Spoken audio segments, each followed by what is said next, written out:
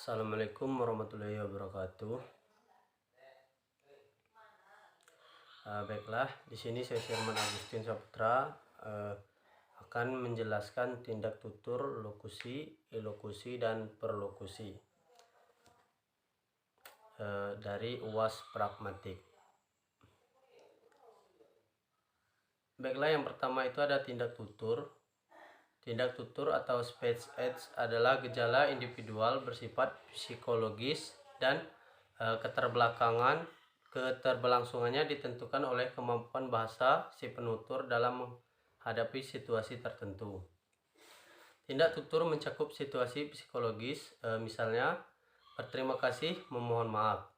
Dan tindak sosial itu seperti mempengaruhi perilaku orang lain, misalnya mengingatkan atau memerintah, atau membuat kontrak, misalnya berjanji atau menamai. Ibrahim 1993. Selanjutnya ada tindak tutur lokusi. Tindak tutur lokusi atau locutionary acts.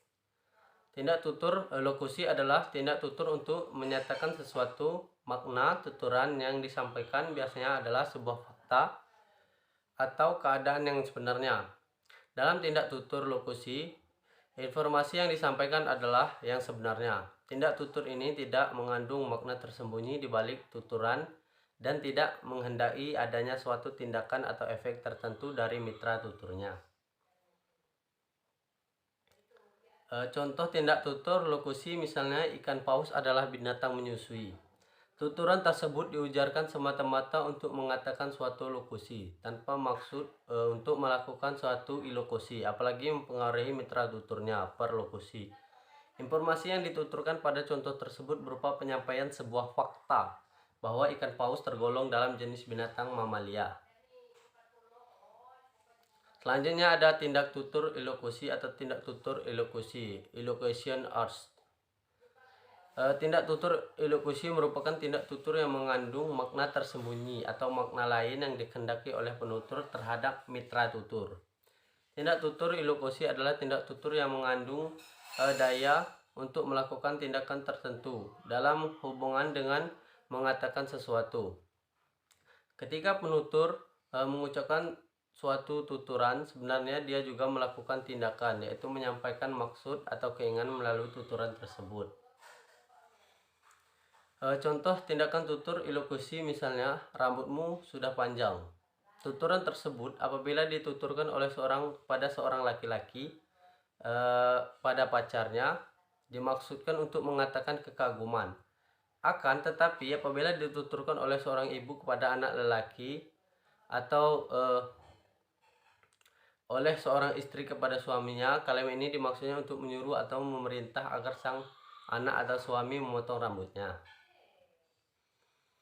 Selanjutnya itu ada tindak tutur perlokusi. Tindak tutur perlokusi adalah tindak menumbuhkan pengaruh atau efek kepada mitra tutur. Tindak perlokusi mengandung daya untuk melakukan suatu tindakan dengan menggunakan sesuatu. Tindakan perlokusi lebih mementingkan hasil, sebab tindakan ini dikatakan berhasil jika mitra tutur melakukan sesuatu yang berkaitan dengan tuturan penutur. Tindakan-tindakan tersebut diatur oleh aturan atau norma pengguna bahasa dalam situasi tuturan antar dua pihak. Selanjutnya itu ada contoh tindak tutur perlokusi, misalnya rumahnya jauh. Tuturan tersebut diucapkan oleh penutur kepada ketua perkumpulan.